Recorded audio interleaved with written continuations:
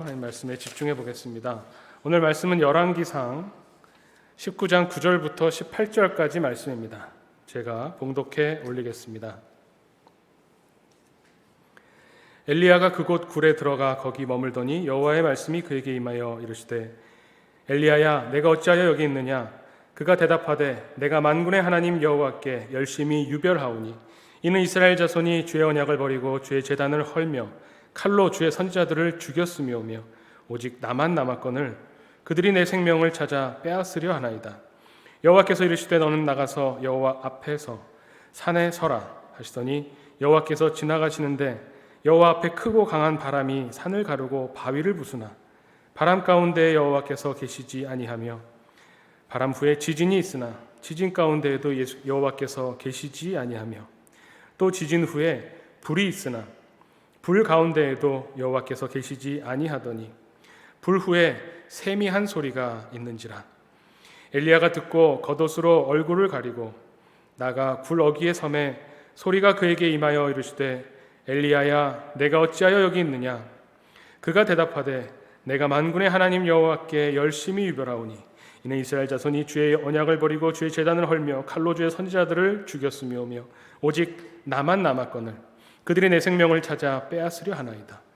여호와께서 그에게 이르시되 너는 내 길을 돌이켜 광야를 통하여 다메섹에 가서 이르거든 하사엘에게 기름을 부어 아람의 왕이 되게 하고 너는 또 님시의 아들 예후에게 기름을 부어 이스라엘의 왕이 되게 하고 또 아벨므올라 사밧의 아들 엘리사에게 기름을 부어 너를 대신하여 선지자가 되게 하라. 하사엘의 칼을 피하는 자를 예후가 죽일 것이요 예후의 칼을 피하는 자를 엘리사가 죽이리라. 그러나 내가 이스라엘 가운데 7,000명을 남기리니 다 바알에게 무릎을 꿇지 아니하고 다 바알에게 입맞추지 아니한 자니라. 아멘. 네, 오늘 말씀은 열왕기상 19장에 나오는 엘리야의 하나님 체험 이야기입니다. 엘리야가 하나님의 산 호렙산에 이르러서 하나님을 만나고 체험했던 이야기를 담고 있습니다. 그런데 이 이야기를 이 사건을 들여다보려면 그 앞에 이 배경을 알 수밖에 없습니다. 알아야만 됩니다. 왜 엘리야가 이 하나님의 산 호렙에 와서 이렇게 하나님을 찾고 하나님께 기도할 때에 어떻게 하나님을 만나게 되었는가? 이 배경이 있습니다. 그냥 기도하려고 호렙산에 오른 것이 아니라 역사가 있죠. 그래서 좀 앞에 오늘 본문 이야기까지의 과정을 한번 같이 살펴볼 필요가 있습니다. 먼저 열왕기의 이야기를 볼 때 열왕기를 보시려면 열왕기를 바라보는 관점이 필요합니다. 기준이 하나 있어야 됩니다. 이 열왕기에는 많은 왕들이 나오죠. 다윗 왕을 잘 아실 겁니다. 다윗 왕의 아들이 솔로몬이고 솔로몬 아들 때에 이르러서 이 왕국이 이스라엘이 둘로 쪼개집니다. 남유다와 북이스라엘로 갈라지는데 남유다는 다윗의 자손들이 계속 왕을 하기 때문에 정통성이 있는 왕조가 있기 때문에 문제가 없는데 이 북이스라엘은 거기에서 어떻게 보면은 떨어져 나와서 자기들끼리 왕국을 세워서 왕을 뽑았기 때문에 이 왕조가 여러 차례 바뀌는 왕의 이름도 많이 나오고 복잡한 내용을 담고 있습니다. 특히 열왕기서에는 이 북이스라엘 이야기가 많이 나오는데 이 많은 왕들과 또 많은 선지자들의 이야기가 서로 얽혀 있습니다. 그런데 이 열왕기서를 바라보는 데 있어서의 관점은 아주 명확합니다. 뭐냐면 이 많은 왕들이 있지만 이 왕들이 하나님의 뜻에 하나님의 율법을 제대로 지키지 않고 나라를 다스렸는데 그랬기 때문에 문제가 이 열왕기서를 읽을 때 계속 생각해야 되는 게 뭐냐면 도대체 이스라엘의 왕이 누구냐 하는 겁니다.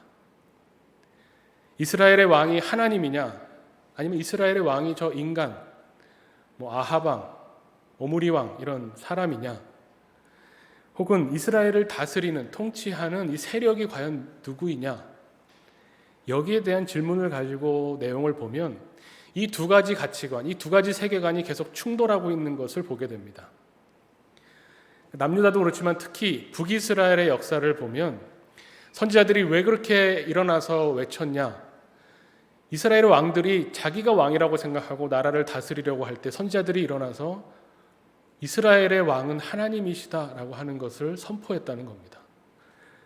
그런데 누가 왕이냐의 이 문제가 사실은 열왕기에만 국한되는 게 아니죠. 성경 전반적으로 흐르는 성경을 꿰뚫어 볼 수 있는 또 하나의 관점이 바로 여기에 있습니다. 우리 인생의 주인이 누구냐? 이 세상이냐? 아니면 돈이냐? 내 자신이냐? 여기에 어떤 충돌되는 우리 인생의 주인은 하나님이시다. 하나님이 나의 하나님이시고 나의 주님이시다라고 하는 이 두 가지가 계속 충돌을 일으키는 그런 스토리. 그것이 곧 역사죠. 오늘 이 열왕기 29장의 내용은 특히 엘리야 선지자 때 일어났던 일인데 엘리야 선지자 때 왕이 누구냐면 아합 왕입니다.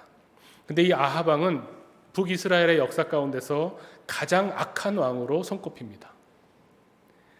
가장 악한 왕으로 손꼽히기 때문에 우리가 생각하기에는 악한 왕이면 그때 살던 백성들은 불쌍하다, 정말 안 됐다 이렇게 생각하실지 모르지만 전혀 아닙니다.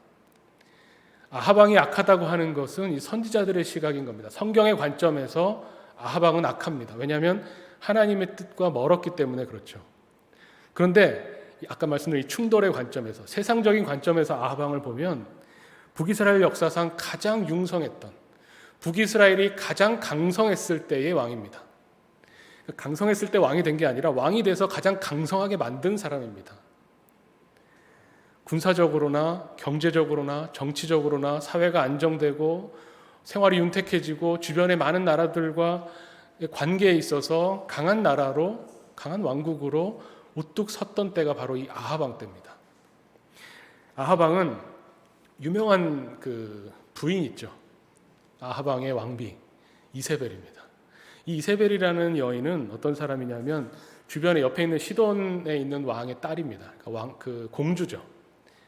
이 공주와 결혼했다는 것은 뭐 정략적일 겁니다. 근데 이게 아주 잘 들어맞아서 주변의 나라들과 외교적으로 관계를 잘 맺고 또 그 주변 나라의 공주와 결혼하고, 그래서 이 아합 왕, 사실 그 아버지 때부터 그 다음에 아합 왕으로 이어지는 이 북이스라엘의 요 시대에 부국 강병을 이뤄냈던 아주 융성했던 때입니다. 근데 선지자들이 볼 때, 또 성경의 관점에서 볼 때 이 아합 왕 때가 가장 극심하게 하나님의 뜻에서 벗어난 악한 때였다는 겁니다. 이 두 개가 아주 극렬하게 충돌할 때 그 충돌의 한가운데 서 있었던 사람이 바로 엘리야입니다. 이 엘리야는 우리는 하나님의 선지자를 생각할 때, 특히 엘리야를 생각할 때 아주 대단한 기적을 많이 보여줬잖아요. 오죽하면 엘리야는 마지막에 죽을 때 하늘에서 병거가 와서 엘리야를 태워갔다. 그래서 예수님이 변화산에서 변화되셔서 누굴 만났는데 거기 보니까 모세와 엘리야인 것 같다, 뭐 이럴 정도로 모세에 비견되는 어마어마한 선지자입니다. 이 엘리야가 아합 왕 앞에 맨 처음 나타나서 뭐라고 했냐면 내가 기도할 때까지 비가 오지 않을 거다, 수년간. 그래서 정말 3년이 넘도록 비가 전혀 오지 않았습니다. 그 비 오지 않는 상황에서 엘리야가 백성들을 모아놓고 이 아합 왕이 따랐던 바알 선지자들, 또 아세라 선지자들 850명과 대결을 벌입니다. 누가 진짜 이스라엘의 하나님이시냐, 누가 진짜 이스라엘의 왕이냐, 이거를 밝혀내겠다는 겁니다. 증명하겠다고 하는 대결을 벌입니다. 여기에서 이 바알과 아세라 선지자 850명이 제단을 쌓아놓고 갈멜산에 모여서 제단을 쌓아놓고 난리 법석을 치면서 이 제물을 놓고 제사를 지냈는데 아무런 움직임이 없다가 엘리야가 제단을 쌓고 거기에 제물을 놓고 하나님께 기도했더니 하늘에서 불이 내려와서 이 제단을 살라버립니다. 그 기적적인 모습을 보고 백성들이 저 엘리야가 말하는 하나님이 정말 살아계신 하나님이시구나 라고 고백했다는 내용이 나옵니다. 대단한 일이죠. 그러면서 엘리야가 이제 내가 기도할 테니 비가 올 거다 하고 기도했습니다. 그랬더니 정말로 비가 쏟아지기 시작했죠. 3년이 훨씬 지난 3년 6개월 만에 비가 왔습니다. 이 어마어마한 사건 정말 대단하잖아요. 보기만 해도 속이 시원합니다. 아합 왕이 잘못해서 그 바알 선지자들 섬기고 이세벨이 가지고 온 이 바알 섬기는 여기 사제들과 이 산당들, 이 세력을 엘리야 혼자 850대 1로 싸워서 이긴 겁니다. 멋진 장면입니다. 그런데 오늘 이 19장에 이어지는 이야기에서 19장이 딱 시작되면서 분위기가 확 바뀝니다. 19장이 시작되면서 아합 왕이 이제 엘리야와 있었던 일을 왕궁에 돌아가서 자기 궁에서 이세벨에게 이야기를 풀었습니다. 엘리야라는 사람 알잖아. 그 엘리야가 그래서 저 바알 선지자들을 다 죽이고 기도했더니 정말 비가 내렸다. 이세벨이 뭐라고 했겠습니까? 하나님이 역사하신 것 같다. 그럴 때 콧방귀도 안 꼈죠. 이세벨은 그런 거에 흔들릴 사람이 아니죠. 그리고 바로 사신을 보냅니다. 메신저를 보내서 엘리야에게 너 내일 이맘때쯤 네가 죽이는 그 사람들과 똑같이 만들어주겠다. 그랬더니 엘리야가 도망을 갑니다. 도망가서 로뎀나무 아래에서 지쳐서 하나님께 차라리 나를 죽여달라고 했다는 이야기죠. 하나님이 살살살 달래가지고 먹을 것도 주시면서 천사를 보내서 살살살 달래가지고 호렙산까지 인도하셔서 호렙산에서 있었던 일이 바로 오늘 본문의 내용입니다. 여기까지는 다 이제 기억이 나시죠? 그런데 여기에 문제가 있습니다.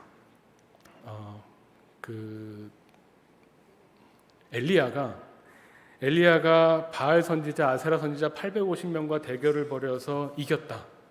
그리고 그 대결 장면에서 엘리야가 백성들에게 너희가 언제까지 머뭇머뭇하려느냐? 하나님이냐 바알이냐? 택하라. 이렇게 이야기했다고 해서 우리는 그 질문을 우리가 받을 때에 당연히 하나님이지 라고 생각한다면, 그렇다면 여기서 말하는 누가 왕이냐의 이 충돌이 너무 재미없어지잖아요. 너무 강력한 하나님과 별 볼 일 없는 우리는 바알을 우상이라고 생각하니까요. 이 아무것도 아닌 바알과 대결 자체가 되겠습니까?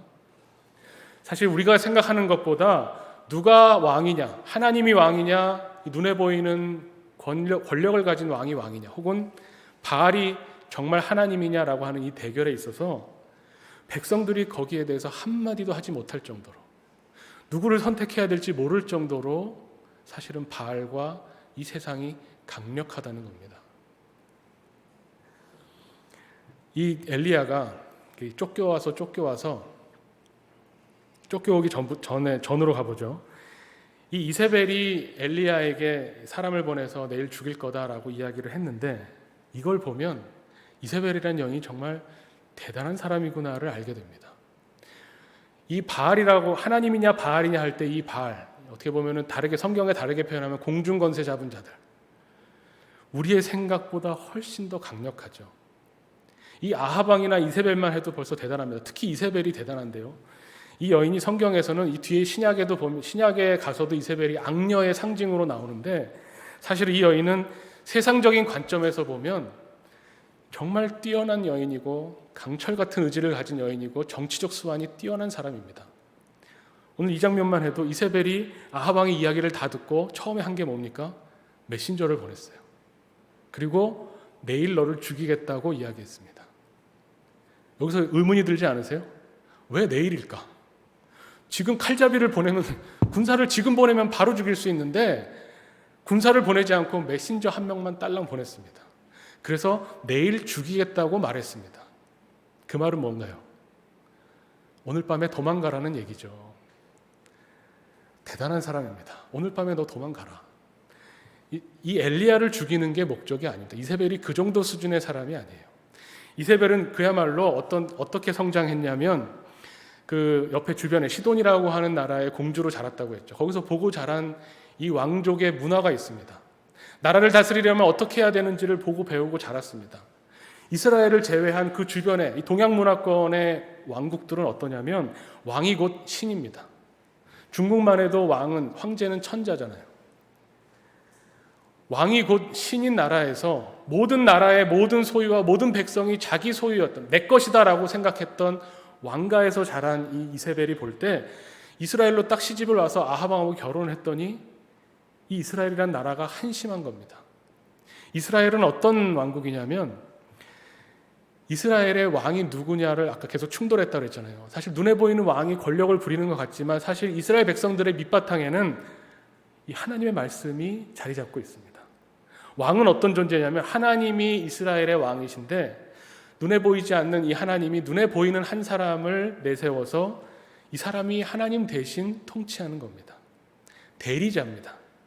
하나님을 대신해서 통치할 뿐이에요.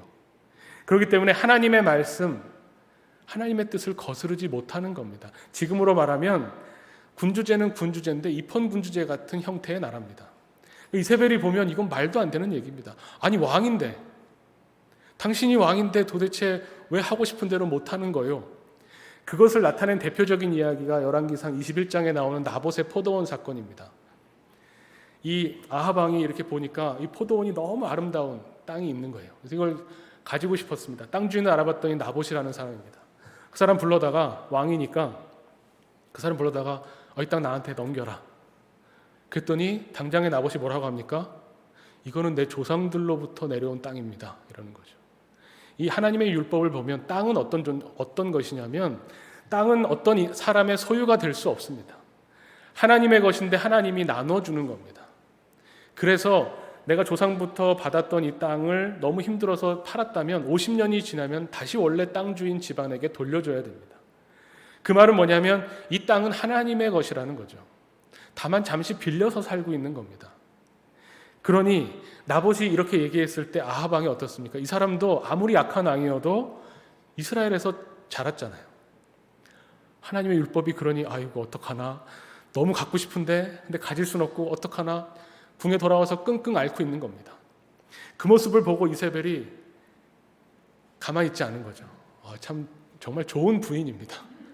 남편이 밖에 나가서 뭐가 잘 안 돼서 들어와서 죽을 상을 하고 앉아서 끙끙거리고 있으니까 왜 그러냐고 슬슬 물어보는 거죠. 그랬더니 처음에는 말을 안 했겠죠. 그러다가 자존심 상해서, 그러다가 조금 얘기했더니 여만저만해서 저 나봇의 포도원 너무 갖고 싶은데 저 집안 소유의 땅이라 내가 가질 수가 없다. 그랬더니 이세벨이 뭐라고 하는지 아세요? 21장 7절에 이세벨이 이렇게 말합니다. 왕이 지금 이스라엘 나라를 다스리시니까 당신이 왕 맞습니까? 이렇게 물어보는 거예요.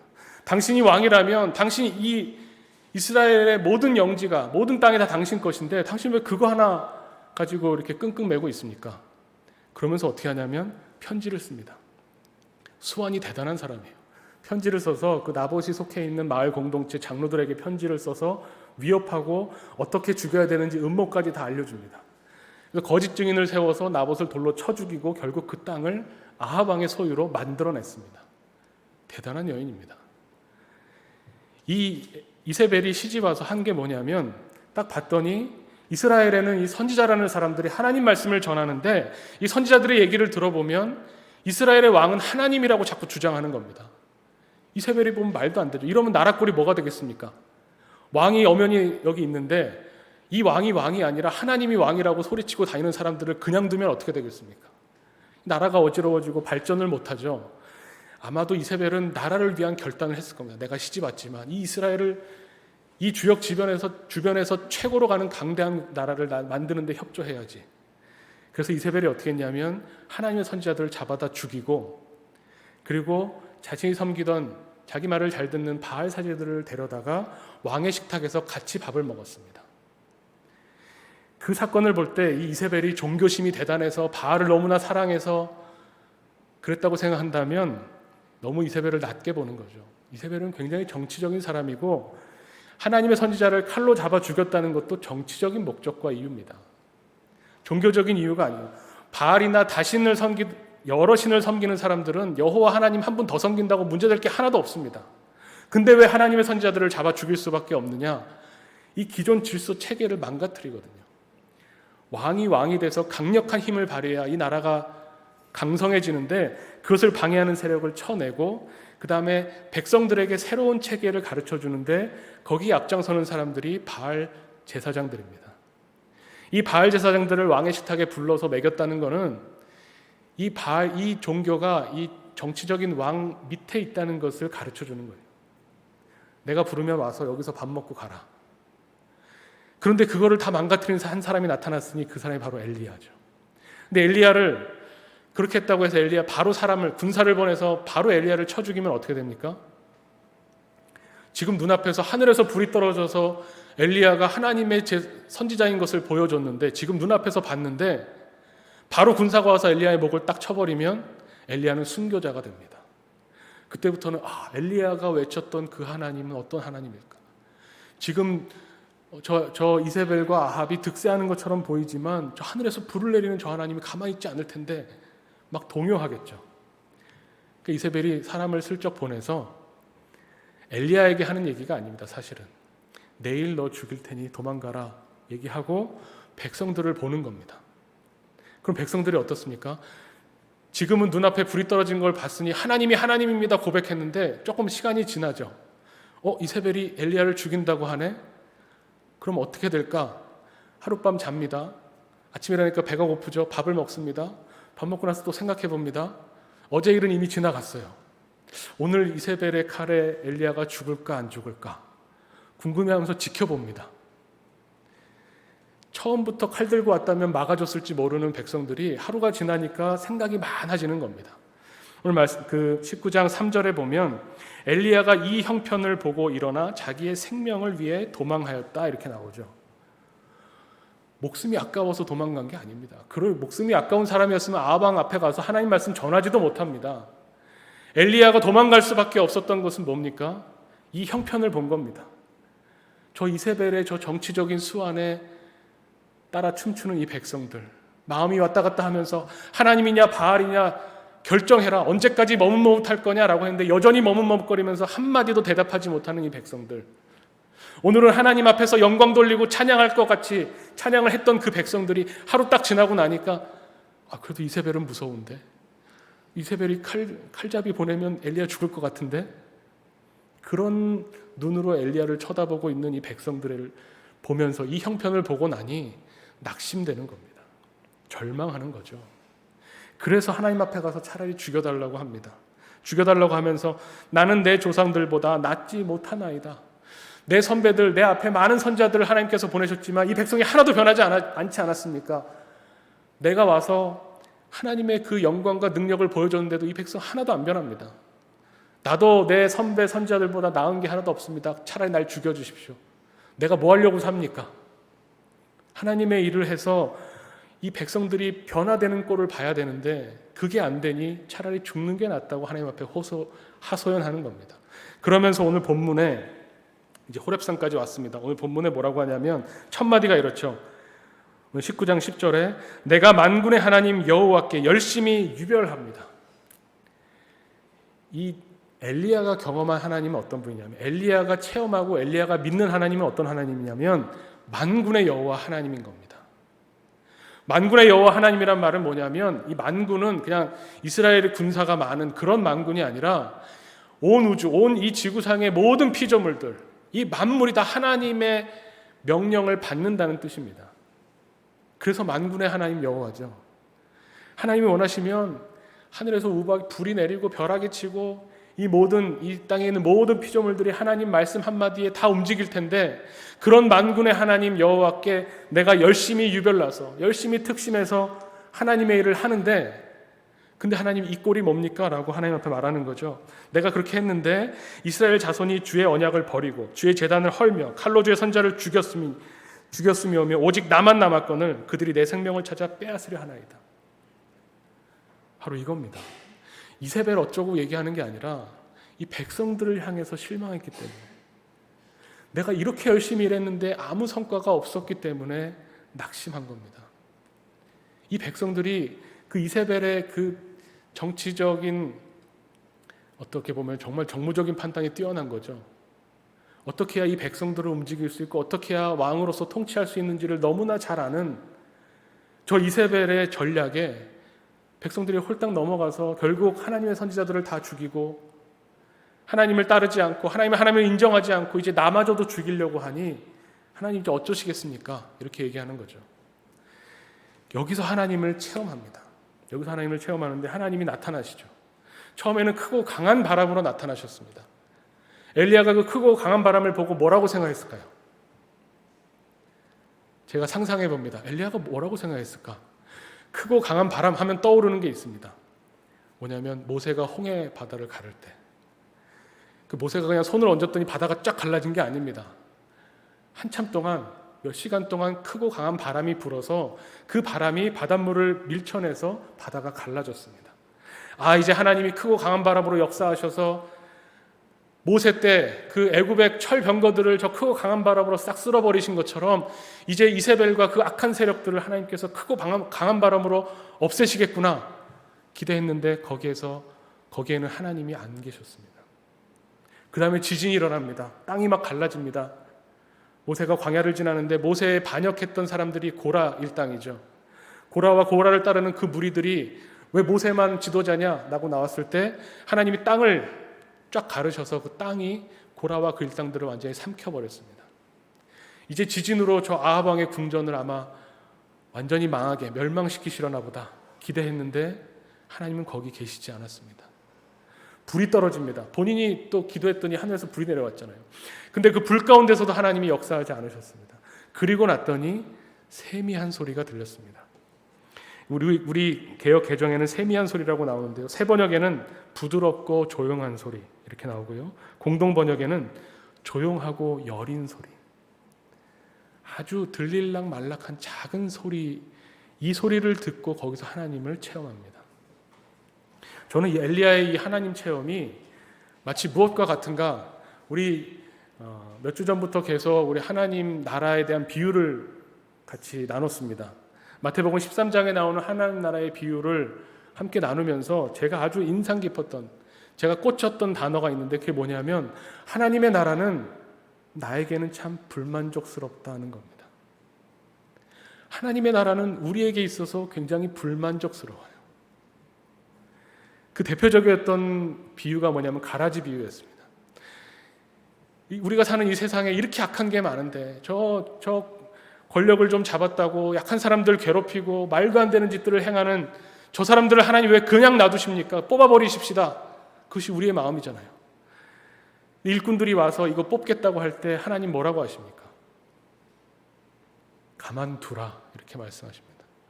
그게 하나님의 통치라고 예수님이 가르쳐 주시는데 너무 불만족스럽습니다. 눈에 보이는 악은 싹싹 잘라버리고 제거하고 쓸어버리면 얼마나 좋을까요?